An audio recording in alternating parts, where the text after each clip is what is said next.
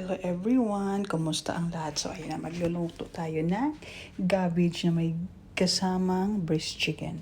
So ayan na, nakikita niyo na. May bawang na, may kamatis. So simpleng ingredient lang naman ito. Ito yung pagkain ng aking anak na makulit. Charit, ng aking baby. So siya kasi talaga kailangan may vegetables with di ba something. So ayun na yung ating nilagay. Maglalagyan natin siya ng garlic and ginger paste. O, diba? Yan ang ginagamit ko ngayon dito. Kasi nga, parang mas mamura siya pag yun ang gagamitin mo. Kasi nga, 2 batil lang kanon, 12 dirhams lang siya. Kaysa bumili pa ako ng luya at hindi naman ako araw-araw kasi nagluluto. So, ayan, nilagay na natin ating chicken. So, yung breast chicken natin, in-slice ko lang yan siya ng maliliit. So, sakto lang yan mapan 3 days niya na food.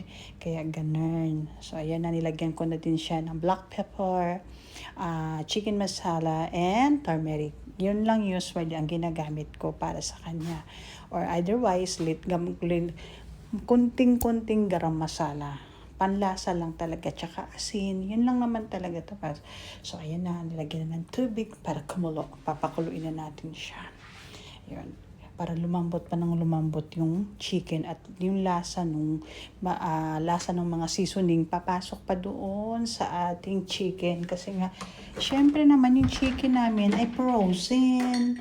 O diba? Di naman ako araw-araw napunta sa supermarket kasi malayo man din eh. So ayun na, nilagay na natin ang ating cabbage na chinap-chop ng maliliit. Yung parang kuslo, ganon ang pag-chop-chop niyan. So yan, papakuluan yan hanggang sa lumambot na lumambot. Kasi kailangan yan malambot na malambot. Minsan yan ang kinakain niya.